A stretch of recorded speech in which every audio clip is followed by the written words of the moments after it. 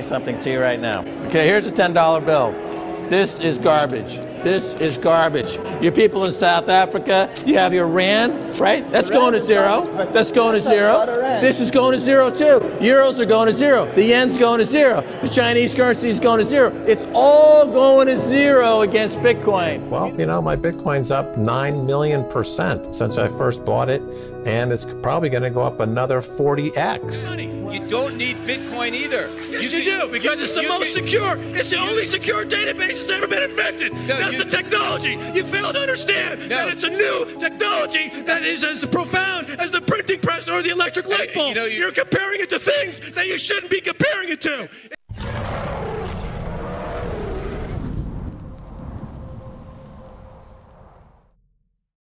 What's good, YouTube? It's your boy Campbell, and we're back with another video.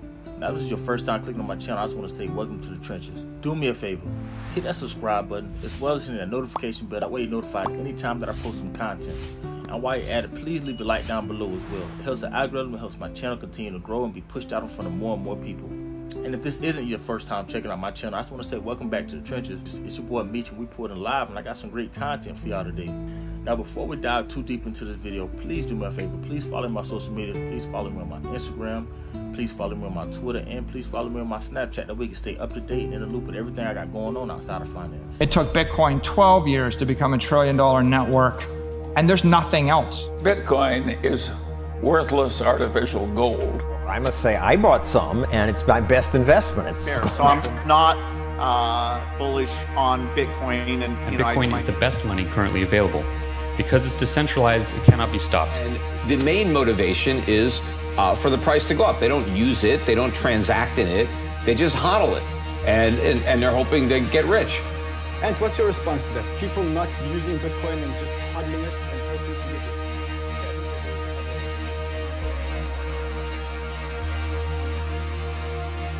rich?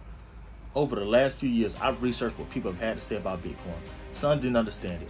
Others said it was a scam, and a few praised it as if it was the greatest thing ever invented. Is Bitcoin the future, and is it going to change the way we view money forever? I've avoided Bitcoin for as long as I possibly could, but after a while it became impossible to ignore. I wanted to understand the mysteriously popular coin. Take, for example, its owner or group of people who hide under the pseudonym Satoshi Nakamoto. Anonymous and unidentified, but it is said to own over 1 million Bitcoin, which at the time of this video's recording would make Nakamoto worth $62 billion. Theoretically speaking, if Bitcoin raises to a price of $177,000 per coin, Nakamoto will become the richest person on earth. Nakamoto is only one part of what makes this coin so fascinating and mysterious. It's our turn to take a look at what's really going on here and if Bitcoin is the future. 12 years ago, Satoshi Nakamoto decided to let the world in on Bitcoin, the peer-to-peer electronic cash system that took the world by storm. For the very first time, Nakamoto published his paper, which was at 2 p.m. Eastern Time. There's a lot we don't know about Bitcoin's inventor, and to this day, the anonymous identity is still unknown. However, we do know that Nakamoto was a legendary genius and could have been a single person or even a group of people. Bitcoin's inventor specifically chose to publish the P2P, which is the peer-to-peer eCash paper, mainly because of the cryptography mailing list, a Piper mail message service that was operated by visionaries and cypherpunks. The cypherpunks have been trying to create reliable digital money since the 1990s. The system Nakamoto created has given birth to a massive counter-economy worth close to $400 billion just in the market of capitalization of all 700,000 plus cryptocurrencies alone. Since the paper was first introduced, it has been cited 12,425 times to date and is mentioned in tens of thousands of articles during the last 12 years. Minus the paper citation, the Bitcoin white paper is 3,457 words in length and is composed of 16,686 characters, excluding the arithmetic. At the end of the paper, Nakamoto uses the term "we" and stresses that the paper is a proposal that describes it. That is a system of electronic transactions without relying on trust.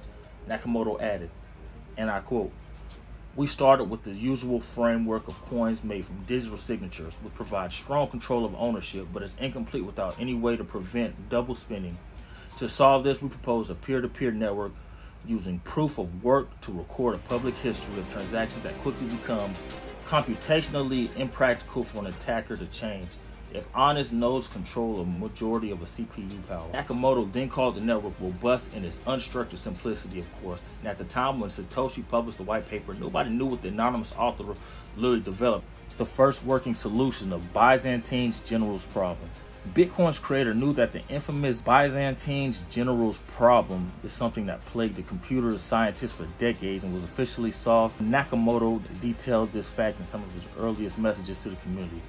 Of all the mysterious clues about Satoshi's identity, the paper is one of the most intricate economic papers ever written. The white paper is so well crafted that many people think that it may have been written by another person, other than the online persona people communicated with until December 2010. Speculation aside, the paper gives a clear definition of this network and is considered a must-read for every cryptocurrency noob joining the counter community. For some reason, on Halloween Eve, Nakamoto felt the urge to tell the world there's a need for an electronic basis based on cryptographic proof instead of trust. This, in turn, would allow any two willing parties to transact directly with each other without the need for a trusted third party. With the central banks creating money out of thin air, the need has never been more clear. As we try to understand Bitcoin, we have to look at its origin, and that's why we kind of hit on Satoshi Nakamoto to kind of figure out where this all started and where it came from. But not only that, we have to dive a little bit deeper into currency in its totality and really get a gist of where we were then and where we are now. The history of money is an interesting one.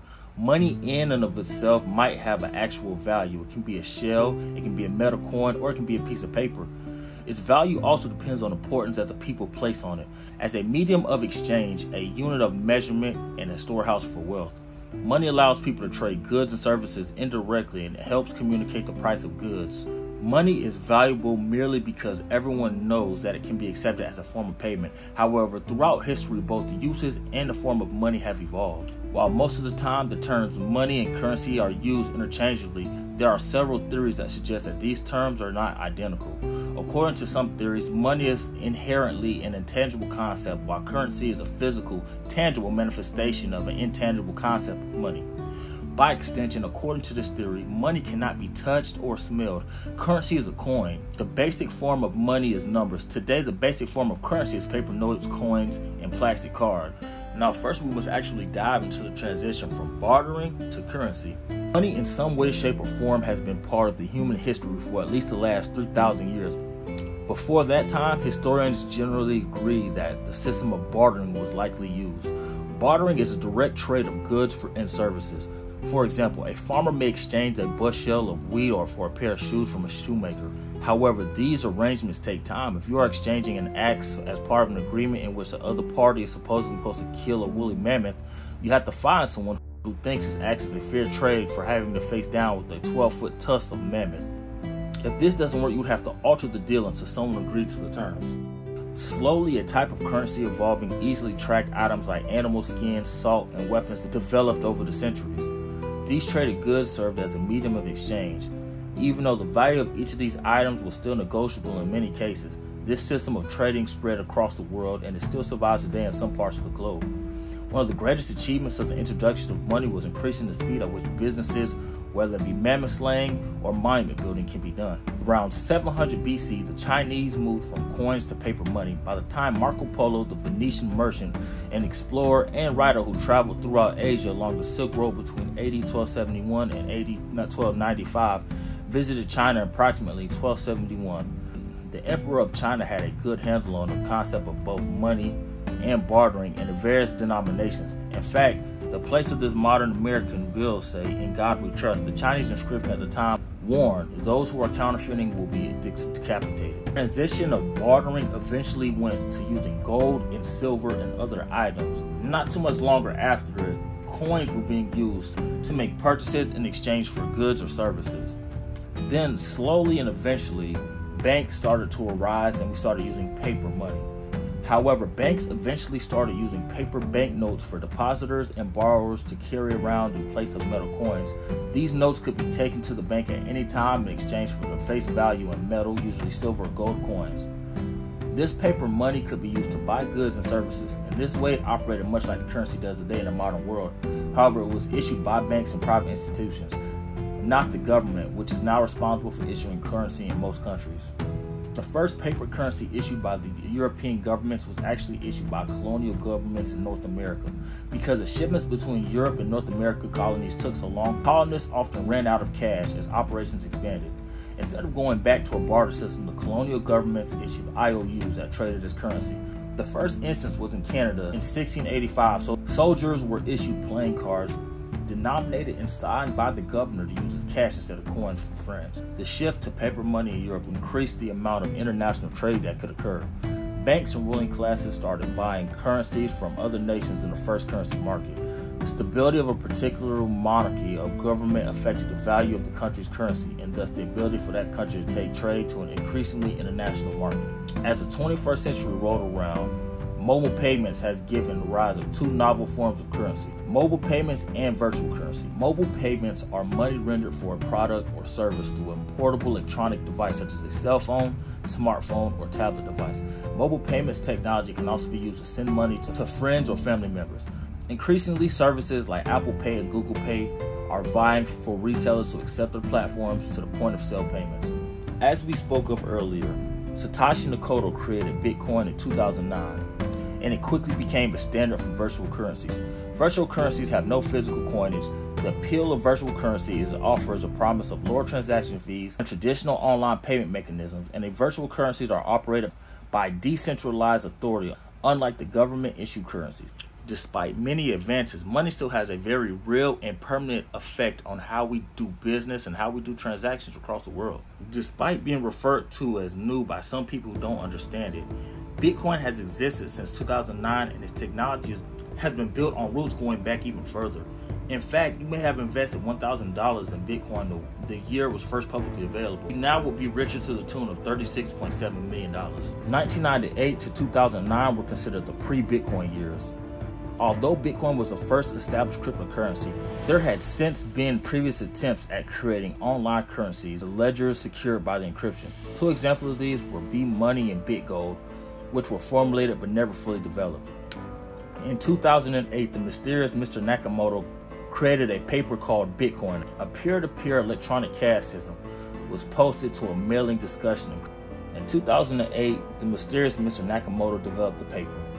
In 2009, Bitcoin begins. The Bitcoin software is made available to the public for the first time for mining.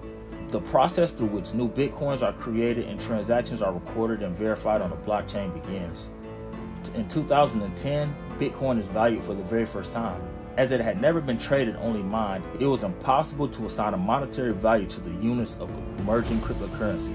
In 2010, someone decided to sell theirs for the first time, swapping 10,000 Bitcoin for 2 pizzas. The buyer had held on to those Bitcoins. Today's price would be worth more than $100 million. The person who we're alluding to goes by the name of Laszlo, who bought 2 Papa John's pizzas for 10,000 Bitcoin. May 22nd is now known as Bitcoin Pizza Day. This past year marked its 11th anniversary date, where in 2010 a Florida man named Laszlo paid for 2 pizzas with a cryptocurrency. In 2011, rival cryptocurrencies emerged. A Bitcoin increases in its popularity, and the idea of decentralized and encrypted currencies catch on. The first alternative cryptocurrencies appear. These are sometimes known as altcoins and generally try to improve on what Bitcoin was originally designed for, offering a greater speed, anonymity, or some of the other advantages. Among the first to emerge were Namecoin and Litecoin. Currently, there are 1,000 cryptocurrencies in circulation, with new ones frequently appearing. In 2013, the Bitcoin prices crashed. Shortly after the price of Bitcoin reached $1,000 for the first time, the price quickly began to decline. Many who invested money at this point would have suffered losses as the price plummeted around $300. It would be more than 2 years before it reached $1,000 again. In 2014, they were full of scams and theft. In 2016, Ethereum and ICUs were created. Fast forward to 2017, Bitcoin reached $10,000 and continues to grow. A gradual increase in the places where Bitcoin could be spent contributed to the continued growth of popularity. During a period of time where its value remained below previous peaks. Gradually, as more and more uses emerged, it became clear that more money was flowing into the Bitcoin crypto system. Banks including Barclays, Citibank, and Dutch Bankland have said that they're investigating ways that they may be able to work with Bitcoin. Meanwhile, the technology behind Bitcoin blockchain has sparked a revolution in the fintech industry and beyond, which is just now only getting started. Despite your feelings and thoughts on Bitcoin, history shows us that it's going to continue to grow.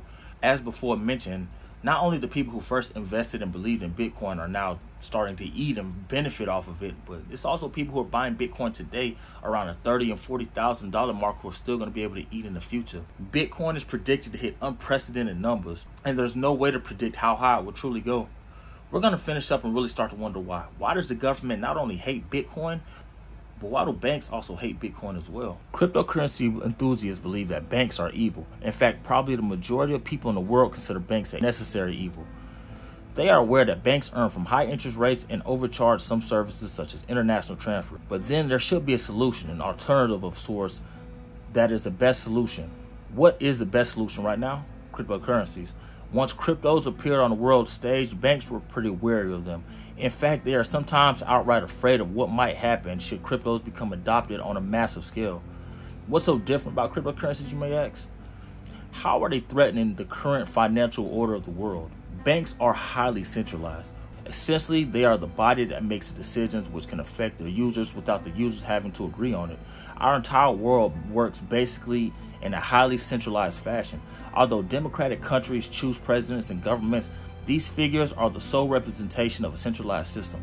Banks, especially the national ones, also have the power to control finances within the country. At this point, you might wonder, why is centralization bad? Centralization isn't bad, humans are. Greed is one of the human desires which is not listed among positive traits. Humans tend to be greedy, and this is especially possible if they control such things such as finances. Therefore, all it takes to create an unfair and unjust world is to have a couple of greedy individuals at the top of a centralized pyramid and of all national and private banks. Therefore, centralizations as such can be good. It allows some decisions to be made faster and the chain of command to be clearly visible. Moreover, a centralized hierarchical system, the overall quality of work is improved. It's an effectively functioning mechanism as long as the main cog works well, but relying on one cog alone for the mechanism to work properly doesn't seem like a good idea. Decentralization isn't new, but only now is it possible. Decentralization is a concept that isn't new. It's something that has been tried a couple of times, however, humans were simply not prepared enough to pull it off properly. With the introduction of blockchain, the idea of a decentralized network where the system wouldn't rely on authority suddenly became more than possible. However, blockchain technology is fairly new. It is yet to be explored, and along with all the potential it could bring to the table, could affect not only the financial industry of the world, but many other things as well. The only reason why we talk about banks here is that the first successful implementation of the blockchain actually happened with cryptocurrencies, Bitcoin to be precise. But what is so different about cryptocurrencies that make banks afraid? Well, simply put, cryptocurrencies do not require a middleman. One of the first differences between cryptocurrencies and fiat currencies is the need for intermediaries to conduct financial operations. In a centralized world, these middlemen are usually banks. When you need to receive your salary, for example, you have to have a bank account. Then you need banks to send and receive money to even pay bills. Everything we do with our money is one way or another connected to the service that facilitates transactions. This changed with cryptocurrencies. All of a sudden, a distributed ledger entered the game. Instead of a centralized authority being in charge of transactions, we have a network of nodes or individualized computers that power these transactions all around the globe. It's a decentralized system that doesn't require services from a middleman like banks, e-wallets, or anything else. To wrap this up, cryptocurrencies and its underlying technology have the potential to change the world we live in. Although it's difficult to predict whether that will actually happen or not, it's safe to assume that they are at a very early stage of development. Therefore, scientists still need to research how to better harness the power of blockchain and how to use it to further develop cryptocurrencies and their potential. So we could assume that banks are going to be there for a long time. Their power, though susceptible to greed and corruption, is still the best thing that we have, thus the necessary evil. However, crypto and blockchain enthusiasts hope that one day we'll be able to cross out that necessary part and simply proclaim them as evil. At that point, cryptocurrencies will take over, disrupting the existing financial order and creating hopefully a just world with better wealth distribution and with every single person being able to access financial services for free. Well, that wraps up today's video. I know that was a lot of information to take in, and I want you all to think about and understand this. Ask yourself this question. The things that we do know about Bitcoin have been simply portrayed to us by the media. Why does the media, the government, and even the banks want us to stay away from cryptocurrency. You have to ask yourself that, and you have to do your own research. The more and more I'm told to not do something, the more and more I want to explore and wonder why. And as I always tell y'all, I'm not a financial advisor, I'm not a banker, I'm not an accountant. I'm simply a person that's relaying information that has been given to me, or information that I have researched, and I'm giving it back to you. At the end of the day, you got to do your own research, you got to do your own digging, and you got to figure out what information you want to take in and what information you want to discard and throw to the side. Now, if you made it to this point in the video, do me a favor, drop a gorilla emoji down below, let me know that you made it. I greatly appreciate you. And while you at it, if you haven't already, please drop a sub down below, as well as turn on that notification bell. That way you're notified anytime that I drop some content. And while you at that, you might as well leave a like down below as well. It helps the algorithm, it helps my channel continue to grow, continue to help more people and reach more people. Before we exit off this video, do me a favor, follow my social medias, follow my Instagram, follow my Twitter, and follow my Snapchat. That way you can stay up to date and in the loop with everything I got going on outside of business, finance, and YouTube. If y'all enjoy this video and it gets a good reception, we will dig a little bit deeper into it. I greatly appreciate y'all for continuing to click on my videos, continue to show me love, continue to, rock with me. Y'all know, as I always say, man, I love those who love me. So I thank y'all, I appreciate y'all, I love y'all, and I'm gonna catch y'all back at the next video.